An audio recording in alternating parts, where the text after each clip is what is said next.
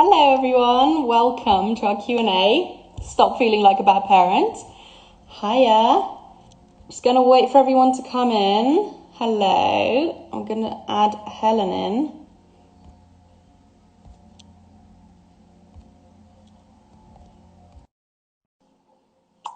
Helen's coming in right now. Hi everyone, thank you for coming. Hi Helen.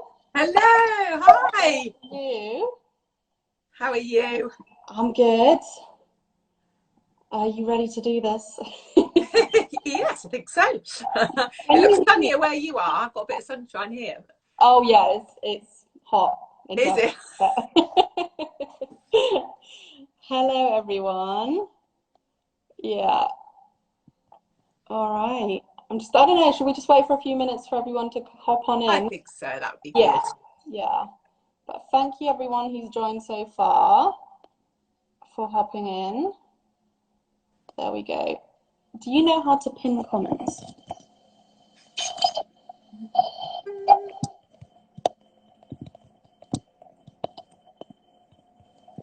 I think when I started it, there was you should have an option. I've got it. Pin. Yeah. Yeah? Perfectly. Good. That's pinned. Hello. Brilliant. Well done. So far, we're winning. It's happening. All right. Well, welcome everyone to our Q&A. So give it another 1 or 2 minutes and then we can start. Yeah. Sip of water. Yeah. So for those of you who are here already, we're going to spend the next hour having all our lovely questions answered by Helen, who will introduce herself in a minute. Yeah. Basically, this Q&A is titled "Stop Feeling Like a Bad Parent." So I think a lot of parents out there, they always say, oh, I'm not good at this, I'm not good at that, I'm a really bad parent for not spending enough time with my child, for working, for whatever. And we want to help you in this hour, first of all, to have all your questions answered, but also to start realizing that you are a fantastic parent and that you're doing so many things already that are really just what your child needs. And we just kind of want to give you some advice on how to start feeling, not like a bad parent, but like the amazing parent that you are. So yeah, that's kind of the aim. I think I'll just introduce myself quickly. So my name's Freya. I'm the intern for Say Anything.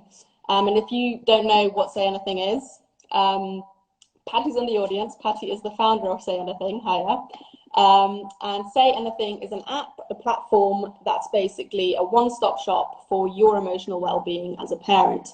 So basically, the idea arose from so much support for parents or mothers before the birth to kind of prepare for the child coming and all that. And then the baby's there, and there's not a lot of support around that. And all that, when a baby comes into your family, there's obviously just this whole world of difficult emotions and struggles. And we just want to create a kind of space for you to share your emotions, to find a community of like-minded parents going through the same thing, and also to find resources if you need any help and want to kind of educate yourself. And I'm just going to plug this here. We are launching a new program, which is the HELP program. That stands for Holistic Live Expert Program, where we're trying to get on parenting experts every week that kind of share and give us input into an insight into their area of expertise, which also will be an opportunity for you to kind of ask questions and get some support from different parenting experts out there. So this whole Q&A is in preparation for that. But let's hop on into it. Are you ready, Helen? Absolutely. Well, thank you so much for joining us today. And I think we'll just start, if you could just introduce yourself, tell us what People is and what you do with people. Yes, of course. Well, thank you very much for inviting me, and thank you for Patty as well, she knows all about Peep because she is one of our Peep parents originally. So that's how I've been asked to be here, and it's a real privilege as well. So thank you for having me. And so People is a charity and an organisation. Actually, we train a lot of practitioners to work with families, and we actually do work with families directly ourselves as well. And it's about supporting parents and children in what they're already doing and helping all of us realise it's a really hard job, but actually we're already doing a fantastic job. So it's really about enhancing children's development and making the most of play and learning that will really make a difference in their everyday lives. So that's what we do we're actually based in Oxford, so we train practitioners everywhere. We also have projects, so I'm one of the project managers. So locally we actually have a nursery as well, which another manager runs. So as well as training and the nursery and our delivery that we do in Oxford. We're also educational consultant for the Baby Club, and more recently the Baby Club at Home, which I'm hoping will have been a great support for families during this lockdown time. So I hope you enjoyed that as well. And we also did some work with the book as well. My manager, Dr. Sally Smith, worked with, I've actually got it sat here handy. So if you love the Baby Club, you will love the Play Learn with Your Baby book, which really supports everything that you see on the programme. So we do lots of things, and we also work with the BBC Tiny Happy People. We're going to give you lots of little contacts for afterwards where you can go and get more and more support. So we'll talk about that as we go along as well.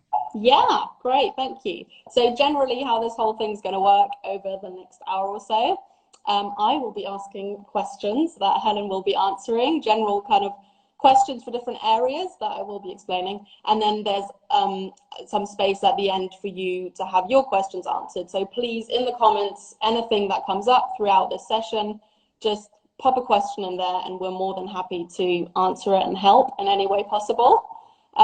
Yeah, so let's just dive right into it. Okay. I'm going to be looking over and reading the question, but I'm going to try and stay as focused on you as possible. Right, first question. There is generally so much advice out there when you're a new parent from other parents, baby groups, your parents, grandparents, all that. How can one know that you are doing the right thing in your situation as a parent?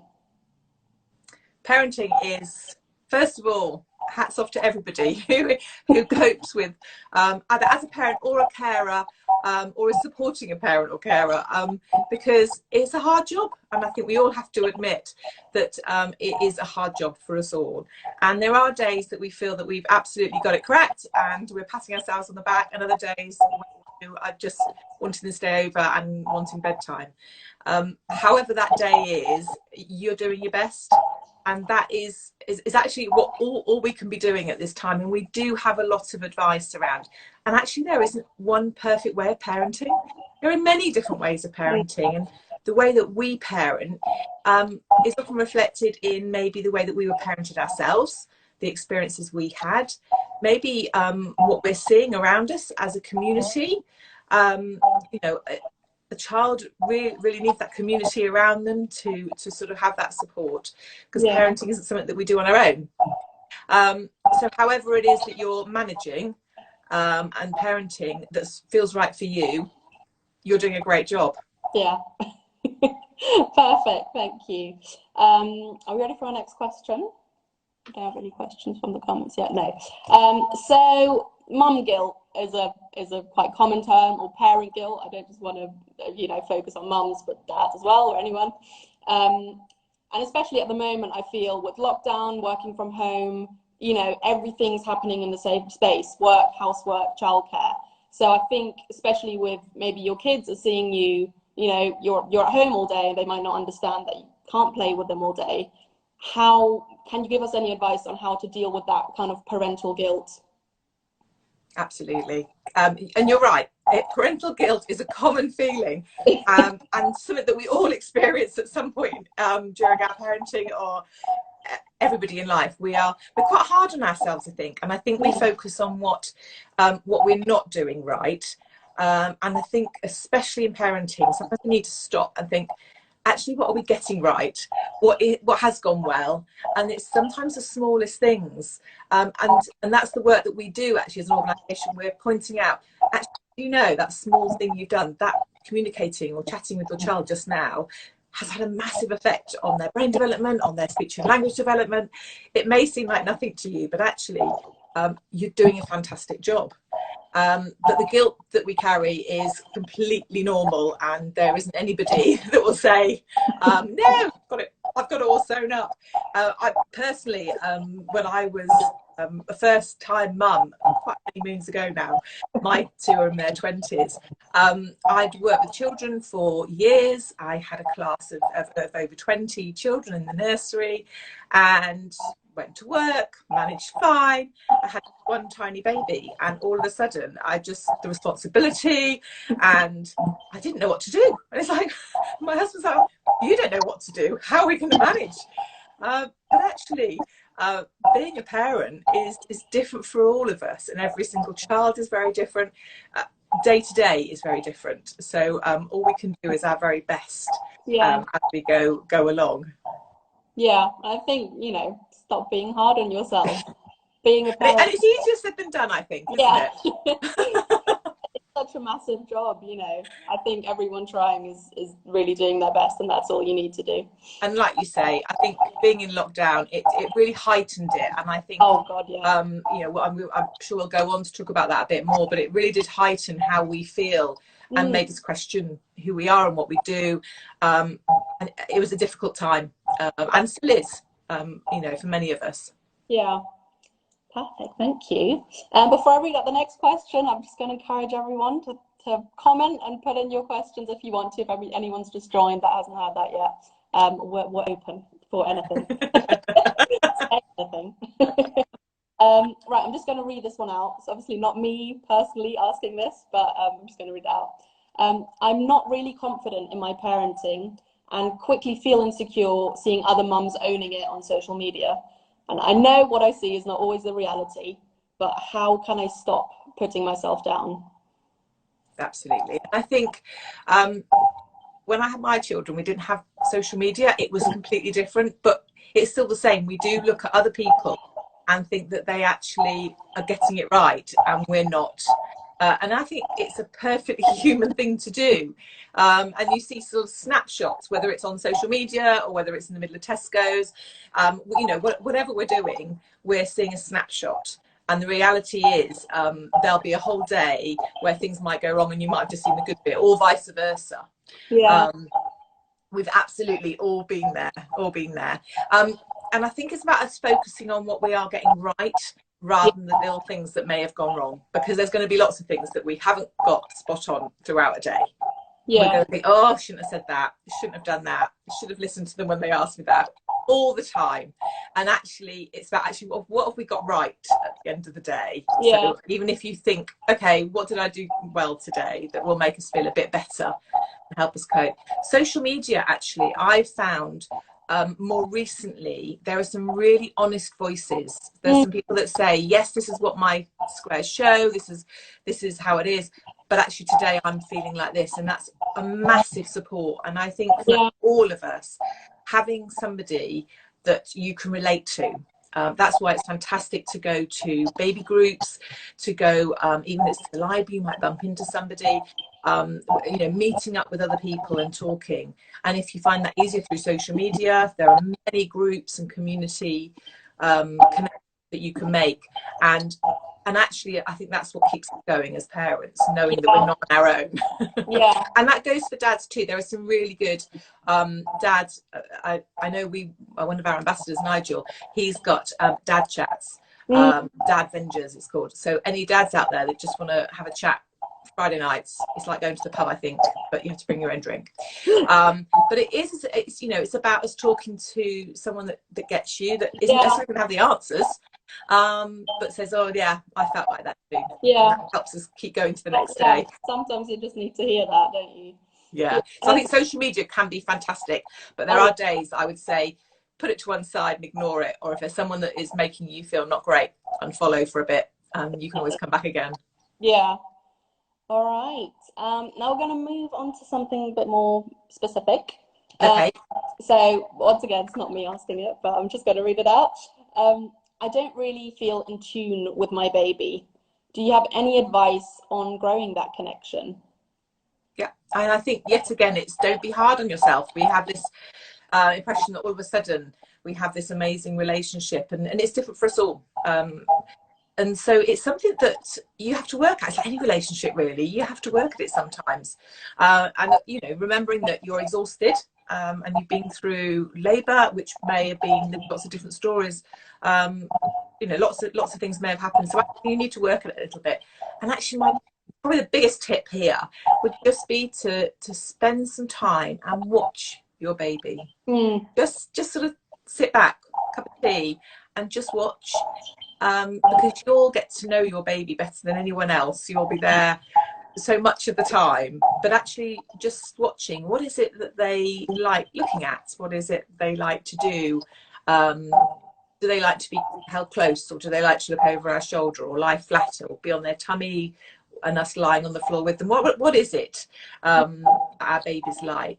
So watch, and you'll be surprised at how much your baby wants to communicate, and that will begin that relationship. Yeah, and sometimes it's quite simple like that, isn't it? But you just don't know what the right... Absolutely. Right. And then one more question for this section. Do you have any practical examples of what to do to engage with your baby better? So in terms of what activities can you actually do? Absolutely. So just before we start that watching your baby, can I just add, what's really lovely is putting yourself in your baby's shoes. So actually not physically, just sort of think about the world through their eyes. What is it they're thinking, and what is it they're seeing? Because actually it's those simple things, like you said, sometimes things are simple, but actually it's really powerful. And there's a lot of evidence that if you can have that space in your head to be able to do that relationship will grow. And then thinking about the practical things that you can do. So we thought about, you know, watching our baby and thinking about our baby, and actually some really key things. And often people will think, this tiny baby, feeding and sleeping and changing nappies, actually what is it that I can do? And it's simple again. Actually, what's really important, and we know makes the biggest difference for babies, and really helps their brains grow and their learning and development happen, is simple things like chatting with your baby, cuddling your baby, that interaction both physically and that communication, and doing things together, just the interactions. So it's not about buying lots of toys, it's about the interactions. And a couple of key things that are really good that people may not have thought about is actually sharing books with babies. There's a great deal of evidence about the development around speech and language, but it's a lovely way of getting to know your baby and spending time. And it hasn't got to be children's books. It can be a magazine, it can be a newspaper, it could be a made-up story about the day that you've had. And it's quite nice maybe to end the day to be able to sort of chat about what it is that you've done, whether it's been out for a walk, or sat and had a cuddle, or looked out of the window at the sunshine. Actually just sharing that story is really, really lovely for your baby. So sharing books, number one, fantastic. And number two, I would say, that's it. Number two, singing. And that's something that people may go, oh, I can't sing. It's amazing how babies love our voices. Even if you think you haven't got a great voice, this is the time that someone will look at you adoringly when you're singing. But it's really a lovely way to connect with your baby, and the rhythm and the rhyme of the song. And even if you are struggling and having a bad day, singing about it, it's a way of expressing how you're feeling. Actually, if you look at nursery rhymes, if you all go and find a nursery rhyme, if you look at them, some of them are quite scary, and quite, the words are babies falling out of trees and all sorts. But actually, it's a way we can express how we feel, but we're also in tune with our baby. So singing is a fantastic thing to do. So if you're busy, I'm there in a minute because they're crying and they need you, and you just run to the loo, you can sing, I'll be there in a minute. And it's amazing that actually singing will make a difference with that crying baby. It's a good tip. Yeah, that's amazing. So I guess the message would kind of be, don't worry that your baby might not understand the words because it can't read, or, you're not a good singer or whatever, because it's about you. I guess you're your baby's whole world. It won't judge you. Absolutely. Singing well or whatever. Yeah. Absolutely. And you're bathing your baby in language. You're interacting and bathing in language, and babies, that's how they learn to communicate, and they learn the language by being bathed in it. They're hearing it, they're understanding it, and as they're getting a little bit bigger, they're actually able to put those words with objects or with actions. And so it's really important to have those times. And and if we're feeling good about ourselves and we're having fun, they're going to pick up on that too. We just got a comment from Lucy saying it makes us feel better when we sing, and that goes through to the baby. And I think that's very much what you just... Absolutely. Thank you for that. Absolutely. It does make us feel, and sometimes it really lifts our spirits, isn't it? I mean, I don't know about you, but if I'm in the kitchen on my own, put the music up blaring, and it really lifts your spirits. So if you're having a really tough day, your baby's crying, and you've tried everything, get some music on or sing at the top of your voice, and you'll be surprised the difference it makes. Often in a baby group, one baby will trigger another baby off, and you've suddenly got all these babies, and so we'll stop what we're doing and we'll all start singing a song and you're rocking and moving with the song, and all of a sudden the babies are like, okay, we can handle these emotions. And we're sort of laughing and joking about how special that, but actually it's really powerful, because babies are learning how to manage their emotions by us showing them. So we have to mirror to them how to manage those emotions that they're feeling, because they're very overwhelming emotions. When they're hungry, they cry, and it's like the end of the world. And actually what we're doing is we're containing and managing those emotions and showing them that it's okay, and there are ways to cope with them. So singing is a great tool. Fantastic, thank you. So we're just going to move on to a section that's more kind of lockdown related, very much kind of related to anxieties and issues and struggles throughout lockdown. So this one's one for new mums who've had babies during lockdown. So question is, I had a baby in lockdown and I'm not really sure if I'm doing the right thing for my baby. What can I do? First of all, these are unprecedented times that babies haven't even been registered. I mean, they've only just started registering babies again. So there's going to be mums that have been through a hard time that hasn't happened before in history, that since we've been in this situation, that actually they're not seeing anyone. So even those sort of relationships where you're signing your baby, you're getting ready, you're going out, you're signing up, and when we were in lockdown, it was one walk a day. So you couldn't even get out of the house to, and there are families that are in flats, stuck in. So the only time to get that fresh air may be once a day. And with a new baby, that's quite hard to sort of to get out the door is a big deal. So first of all, let yourself off a little bit and go, it's hard. There's been less support for you than ever before. Health visitors are now, and it'll be different all around the country, but health visitors are back now. Do contact them if you've got any concerns at all around, your feeding, the weights and all, weight gain and all those things that questions that go around our head. But know that actually what your baby needs is you. So your baby hasn't missed out at all through this time, because actually it's had you. And it may, your little one may have a partner that normally may have a small time of paternity leave, has had longer to be around those that are important. And what's been hard, I think, is the lack of support for those families, because quite often people come round, they offer support, whether it's food, whether it's holding the baby, and that hasn't happened. The baby's in lockdown. So I'm glad that it's easing to be able to have that support around, and hooray for social media from that point of view. And we're gonna be putting some a post of resources on there after this live, just if you want to refer back to anything anything specific that we're talking about, any links or anything, you will find that on our account on sayanything.co.uk. All right. I'm just going to skip one question and move on to, I am worried about my child's development. Are they going to be behind due to the current circumstances? And do you have any ideas of what I can do to help? So we're sort of probably thinking about older children now, because we've sort of thought about babies, and actually you know, as it's been said, actually they probably thrived in having us with them, which is what they need the most. But those of you with older children, it's been, you know, really tough. Homeschooling, especially, I think it's been talked about a lot. And it's been a completely up and down situation for so many different families. But I don't think anybody has sort of said this has been perfect. It's, you know, I've had an easy time every single day.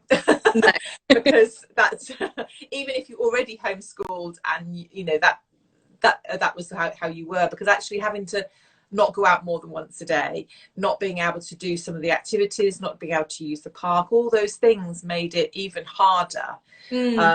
And often with families, you may not have one child that is one age. You may have siblings that are all different ages. Yeah. So, you know, so you're a teacher to different age groups. Yeah. Even a teacher in a class doesn't you know have, you know, a year 1 and a year 3 at the same time to manage and to cope with. So however you've managed, you've done amazingly. And I just want to point out that actually children have learned different skills during this time, and I think moving forward we're going to see some results of that, where children may have become independent. They've had time that they haven't got to get out of the door. They've had time to practice maybe doing their, you know, getting dressed, because they've had longer to be able to sort of, you know, learn some of those skills. Yeah.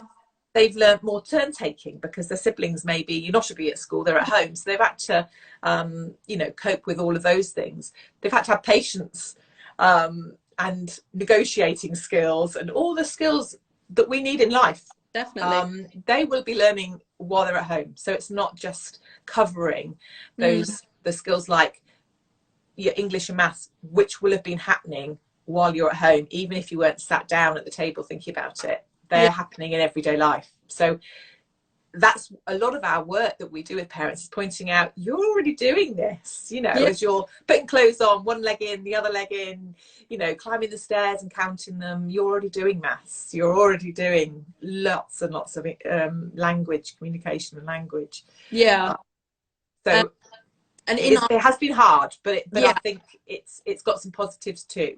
Yeah, I was just going to say, we're going to put out in our resources after this. I think you had Play Hooray on there, and kind of we're going to put up some accounts that might give you some ideas of what kind of activities to do, maybe with your toddlers if they're not quite in school yet, that kind of stuff. So we will have covered. Absolutely. My child's in between baby and school. I don't really know. Lots of different support out there. Yeah. And actually, if there's any listeners that have got some really good accounts that they use, you know, let us know, because I think it would be really lovely to sort of share those. Because obviously I sort of come across the ones that I have when we work with Claire from Play Hooray. Yeah. She's one of our ambassadors as well. So she has fantastic resources, and they're all on YouTube, and very simple everyday. It's not about buying expensive toys. There's some everyday resources that you'll have in the house that actually you can have. And there's lots of learning through that. So, yeah, fantastic. So my next question is more kind of related to the parent. So the last few months have had an immense impact on my mental health, and I feel I am struggling. What can I do? Yes, and I think the hardest thing is actually to ask for help. It's recognizing that you need help is one thing, but actually asking and expressing and communicating, because what we found working with families is that it's the actual saying it, because quite often people say, how are you? Are you coping? But actually they're not ready to hear the answer, no, I'm not, or I'm not okay. So quite often we'll say, we all do it, I'm fine. So it actually needs somebody to say, no, actually, are you really? And then suddenly the floodgates open. But it's having that way of being able to ask and sort of share how you're feeling.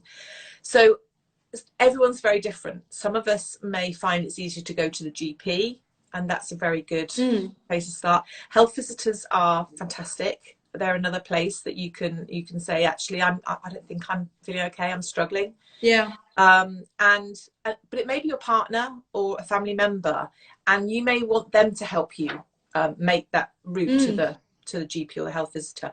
It's a really good link that we'll give you. The health visitor website, the Institute of Health Visiting, have got fantastic resources on there that you can read, download, that support lots of different areas, support partners as well, because it's not just mums that have, you know, that struggle with mental health. So to do have a look at their resources, because that does give you some tips and some support and sort of help you. And you know, really want to say that actually asking for support, it's there, it is out there, but it's the reaching it. And quite often what people will say is, I wish I'd asked earlier, I wish I'd said earlier. But the worries and the guilt that we have sort of holds you back. So do, you know, do go and seek that support if you feel that you need that extra little bit of help. Definitely. Yeah, I guess I'll tie right into the next question, is how do you know when to ask for help? You know, how do you know, am I just having a bad day, or is it a bad month, and do I actually need help? You know, when would you know to kind of ask for help? Yeah, absolutely. And I think you know, it's worth remembering we're all different, and it doesn't matter if you go and speak to health visitor and then you go, oh, actually today I'm feeling fine. They're not going to say, well, you've wasted my time. You know, it's absolutely fine to have those conversations, and they'll put the support in place that you need. And I think people, you know, in the early days, it is tough. We struggle, but we manage and we cope, or we feel that we can cope, and other days that we can't. But if you're feeling that every day is feeling like that and you want to reach out, then please do. And obviously there are the apps, you know, the Say Anything app is a really good place. The community, you know, ask people that are out there on the community to say, this is how I'm feeling. Do you think I should go and ask for help? And then, you know, they'll support you in that. Yeah, and they might come up with their own experiences of asking, absolutely, asking for help and finding the support they need. Yeah. And that's really valuable as well. Yeah, and there are lots and lots of stories that you'll hear and that you'll be able to relate to as well. It's really important that we look after ourselves. We often think that that we come last, and actually it's really important, because for our babies and our children, we need to look after ourselves, and they'll recognise that you're looking after yourself, and they're taking that on board as well. So actually asking for help isn't something that people won't think that you're a bad parent because you're asking for help. It's really not the case. If you broke your leg, you'd ask for help. So it's like that quote, it's self-care isn't selfish. I posted it on our account the other day. Yes. You know, a lot of the time it's like, oh, I feel bad for being weak or not strong enough to kind of handle this feeling myself. But you know, I don't know, if you were talking to a friend, or if you were talking to your child, you know, and they said, oh, I feel sad, or I feel like I'm struggling, you wouldn't go and say, oh, you're horrible for being weak. Like, how dare you tell me you're feeling like this? You know, it's kind of that kind of self-compassion thing. It's okay to say you're not okay, and everyone will understand. But obviously, I guess the hardest thing is kind of overcoming that inner guilt or insecurity about sharing. And that's where, your peers, your partner, your family, any community, parent groups can definitely help. And just by talking about it, I think for many people, quite a weight is lifted. And it can kind of get you towards getting the help you need. Absolutely. And there's such a lot of support. Such a lot of support out there, and lots of people then go on to support other people because they absolutely understand how it feels, and that's what's important. And that's where community is so valuable, being able to sort of support each other. We're not in this alone when it comes to parenting. It's not something to be done alone. We sort of really need the support. Oh, no. When we're talking about support, quite often we think we're helping somebody by doing a particular thing because that's how it would help us, and actually saying what would support you the most. And some of it actually probably, you know, might feel bad. So actually I could do with 5 minutes to be able to go to the toilet on my own, or to go and lie in the bath and not be interrupted. Somebody else might say, actually I want to go out for a run. That's something I really need to do. Somebody else might just say, I really would like to be able to clean the house in peace? Mm. Or, you know, will you sit with me and teach me a song because I don't know how to sing with my baby? Can we do this together? Yeah. So unless we actually say what's most useful, some people might say just bring me a meal. That'll be my yeah. You cook for me, that'd save me so much. That'd be brilliant. So we're all different, and we're all different about what it is that helps us cope, and it's finding how we cope and manage to be able to recharge our batteries to keep on managing. So I guess if anyone's of the views of someone who, I don't know, who's a grandparent, who's a carer or a friend, maybe, you know, maybe just in general, if you're trying to help people, sometimes good to keep in mind, you know, take a step back and what does that person need? And maybe if they can't quite communicate what exactly it is, maybe you can kind of tune in and just kind of sense a bit what they might be needing. I know that's super hard, like easier said than done, basically. It is. And I think a lot of us will think that actually, if someone's got a baby, the one thing they want is their baby taken off of them. But actually, sometimes that's the opposite to what people. So actually, if you're really finding it tough, somebody taking your baby and your baby all of a sudden being all calm and lovely with them makes you feel even worse. Yeah. And that's often what happens because it's somebody different and someone new, or you know, and you think, oh no, it's me, and it really isn't. That's completely normal. So actually being alongside somebody and supporting somebody rather than, you know, assuming that taking a baby is the way forward. Some people may say, yes, please take my 3 children. I want 10 minutes peace. That's yeah. For some people, that's the dream. Yeah, and that's the thing. We're all very different. Yeah, and that's fine as well. Absolutely. Yeah. Let me just see what else we have. Yeah, basically, I mean, this all kind of ties into the whole asking for help and where to find it. But what resources are out there to help to help with feeling isolated, depressed, overwhelmed, all that kind of stuff? So that website I mentioned earlier about the Institute of Health Visiting, we'll pop a link on after this. That's got a lot of resources that, to support parents. There's also Tiny Happy People has got lots of resources there, little video clips.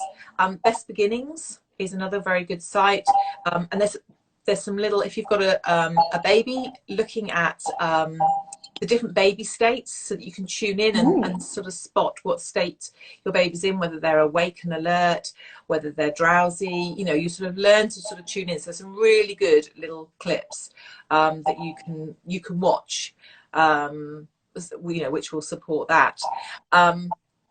We'll compile some sort of resources for you. Please go to our, you know, follow us at People Centre. We often put like top tips of maybe an activity or something, but also the learning behind it. So maybe there was one recently where we had all about the clouds and looking at the clouds, but also sharing, like, you know, what learning happened during that.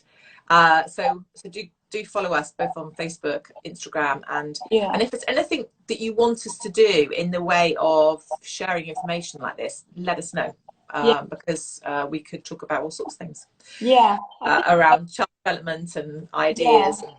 And I think just from what I've seen from recent content that you're posting on People, it's a lot like just taking kind of everyday moments to as opportunities to learn or to kind of play. And that's really fantastic, because I guess if your child's living in that world where, you know, just going for a walk is just this world of learning new things. Absolutely, that's really opportunity. Yeah, and it doesn't have to be super complicated. No, that's right. It's absolutely, and you know, like I was sort of saying earlier, if you can only have one walk a day, I really noticed actually when I had my one walk a day, and that was all I was allowed, and I really enjoyed it. I made sure I did it because that one walk a day, so I did it. But also I really noticed what was around me, and I noticed I was listening to the birds and the tree, and I thought, do you know, I go about my everyday life and I don't notice these things, but actually thinking about it now, I've slipped back into that. So I think what's lovely about looking through a child's eyes is that's how they are all the time. They're just mesmerized by everything they see, whether it's a puddle or the clouds or the motorbike going past, everything that they encounter is a wonderful and new Yeah. experience for them. Yeah, so it's, you know, if you take the opportunity, it's time for you to kind of engage with how your child sees the world and maybe kind of take some And positive and from that. it's not a case of doing it all the time. There are times that you'll just, you'll think, oh, I've just had a walk and I haven't done any of that. It's not about being perfect all the time. No, no. Yeah, and we've had a few people join. Welcome. Thank you very much for tuning in. We're slowly coming to the end of our main bulk of questions. So if you have any parenting questions related to lockdown, to childhood development, mental health, anything, please pop them in the comments. We're more than happy to answer them, and we've still got quite a pocket of time to do that. I don't know, we might move on to some additional questions because I'm going to keep my last question for you as the closing question, I think. So this is one for grandparents, carers, anyone who's kind of trying to help or support rather than actually being the active parent. I'm just going to read it out again. As a grandparent who's having to keep social distance with my grandchildren, who's having to stay in contact via Zoom or FaceTime, do you have any tips on activities I can do with my grandchildren in order to support their parents, so my child or my in-law? Absolutely. What a special relationship being a grandparent is. And I think it's been really, really hard. And I know a number of people, sort of my generation, that have had grandchildren during this lockdown time, and not being able to have those sort of physical cuddles is really hard. So, my heart goes out to those grandparents that have, really having to support by staying away. Yeah. But absolutely, using technology has been fantastic. And actually on the baby club at home, they had a lovely couple of suggestions where the grandparent was on the phone. If you haven't seen it, go to iPlayer and see it because it's just so cute. The child had the grandparent on the phone, and rather than just having the communication, they hid the phone or the iPad in a little buggy, and so the little one had to find, and the grandparent was calling, and the little one found the phone and then took grandpa for a little walk around the it was just the cutest thing. So it's that interaction that we're talking about. So the language, so sharing a story, and that's something that can carry on even when we can see them. Sharing a story together is such a powerful thing. But there are many grandparents that aren't actually in the same country. They may be in another country, so this is an ongoing thing. That it's a lovely way to have those sort of connections. But you can pop grandparents there to watch, or aunties and uncles, whoever you can be doing baking together, you can be doing colouring together. There's lots of things that you can do even through the screen. And while they're doing that, it might be a chance for the parent to get 15 minutes off and have a shower or have a nap or do some work, and that's really special too, I think, in this current time. Even if they can't be there physically, they can actually be there in spirit on the screen and maybe kind of help with childcare in some way. Yeah, and obviously it's very difficult because obviously you can't leave your little one with your phone. They'll be phoning you straight or something. But you know your child best. At least they're distracted for a little bit, and that might help. Yes, that's right. You could probably put your feet up and actually you watch in awe actually at the relationship building. It's a very special relationship. So having a cup of tea and be able to watch would be just a lifesaver for some. Especially if it's a story you have to read over and over again. If it's a favourite story, little ones will have the same story over and over and over again. So just being able to have a time off reading that would be would be nice for some. Yeah, definitely. If any of our viewers right now have any experience with that, if you are a grandparent and want to share what you're doing or anything, we're very happy to hear about that if you want to share. If not, that's fine as well. I have one more question, kind of lockdown related, which is how can I best communicate with my child about current circumstances with all the rules and changes and limitations without causing any extra anxiety? I think first of all, sometimes we worry about how children are responding to something when actually they're quite resilient and take things in their stride very differently. So sometimes it's a case of stepping back and go, actually, what is my child thinking about this? They may just think this is a fantastic time. They haven't got those anxieties that we have. Yeah. So sometimes it's thinking about, is it about what we're feeling, or is it about what they're feeling? But there are some fantastic resources around. Those of you that have got little ones that are going to school, I think there's a lot of anxiety. It'd be really good just to sort of mention that at this time, because your child going to school is a big milestone normally, but I think there may be even more anxiety from the parents' point of view, especially. So there are some really lovely resources, different books to share, but just communicating and talking about how you're feeling, because that will support how your little one can express how they're feeling. Definitely. Talking about emotions, and it's really good to have emotions, to talk about emotions. And I'm just a bit worried about this. How are you feeling about it? And actually, that's a good way of sort of managing. There was a really good book that I've got it here actually. That's on my site. Just spotted it. That is really lovely for those that are starting school. I'm just going to show it to you. Kissing Hand. The Chester Raccoon by Audrey Penn. I've just got a little ball book one, but you can get sort of a larger one, and it's so lovely. And it's about a little one starting school and the kissing hand idea. So they kiss the hand and sort of, you know, that's their link with each other, because they're sort of leaving the nest, as it were. It's a really, really lovely book. So if you haven't read that one, then do. Make you cry at the end when you're reading it. That's just the adults, that's not the children. There's some lovely ones about starting school. So do, you know, use the resources around, and sort of chat with your little ones about what you're feeling. Obviously not in a very dramatic way, because you definitely don't want to cause them to worry too much. But just investigate it with them. I'm just going to pop in there. We've got a comment from Lucy who's saying, my grandson left a little message on my answer phone that I can listen to over and over. A wonderful connection. That's sweet. That is so lovely. Just relating back to the grandparent thing. That's really sweet. It's really sweet. And I bet you little videos that are sent, you know, those things that you can actually keep and look back on. Gifts. It's really lovely.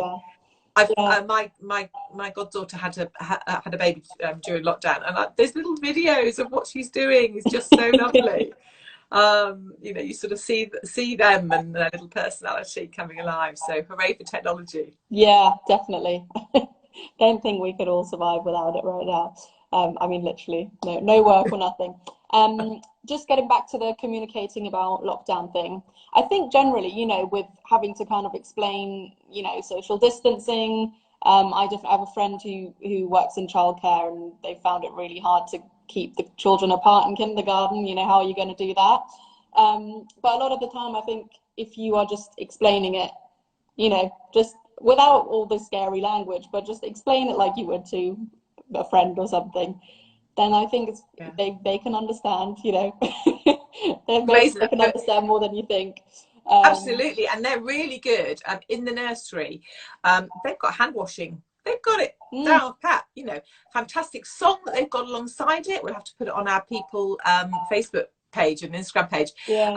Sing the song and wash their hands. And I think, you know, children are really good at understanding more than we give them credit for sometimes. So they're fantastic at their washing their hands. They sing their songs and they enjoy it all, and they're really careful. They know it's sort of being clear with them, really, and sort of sharing with them and explaining why, you know, get down to their level and say, you know, we can't hug. And it's really sweet. A friend of mine saw her it's her niece's little one, her niece's baby, and he knew he couldn't hug her, so he sort of crawled along the ground and just cuddled her shoe and then crawled away. It's like, I really need to touch you and so have that interaction, but I know I can't hug you.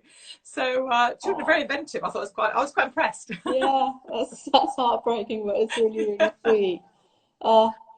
And I guess you think, like, kids, if you explain the rules to them, and obviously there's naughty people out there, but they probably stick to the rules better than grown-ups do. Just this. Yes, I think you're right. They have this policy that obviously all the parents bringing in the kids in the morning, they have to, you know, wear a mask and disinfect their hands, and then there's parents who come and I'm just dropping them off for a minute. It's fine. and then the kids have to tell them off, you know. Yes, that's For it. not doing They'll that. point it out at the top of their voices as well, wouldn't they? Yeah. Mummy!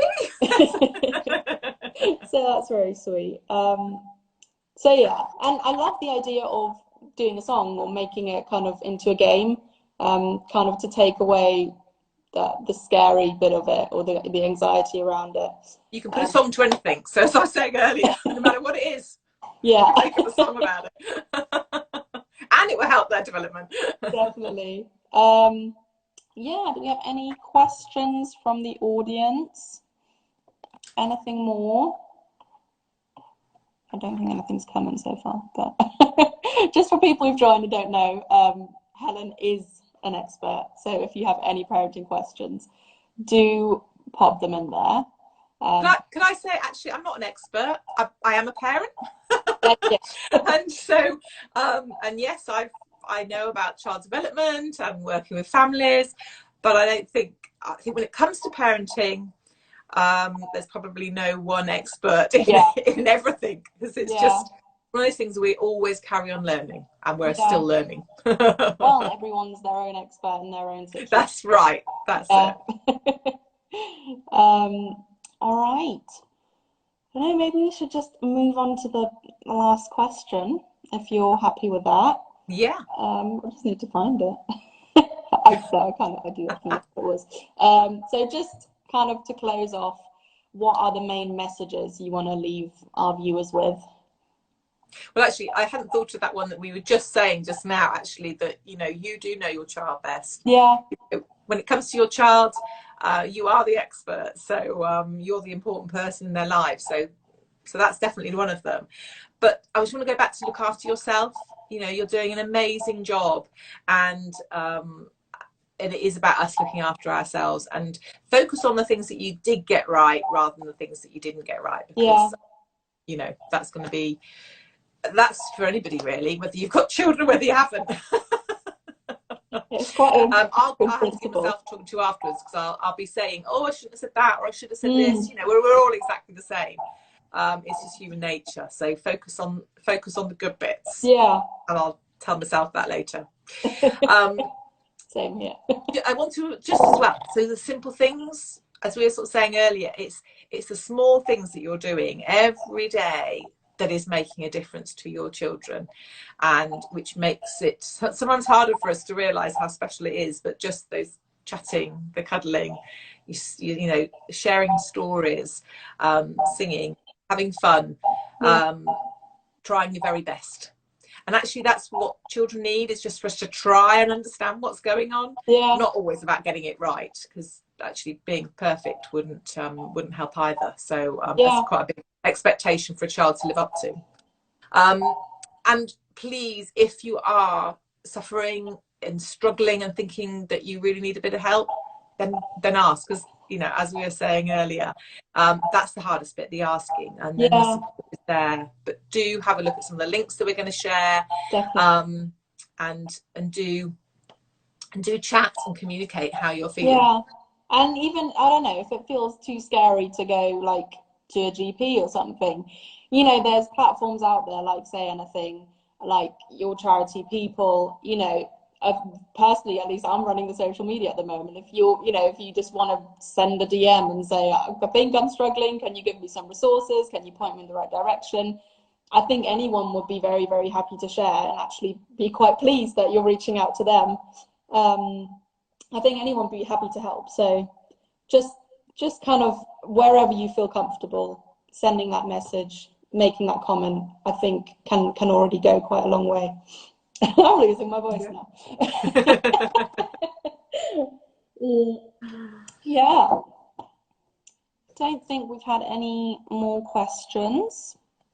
But yeah, basically you were just saying, you know, we'll put all that in resources or ask for help. So definitely today or tomorrow I'll put out a post with all the links you need, and also with, you know, helpful accounts that might give you ideas of what activities to do with your little ones.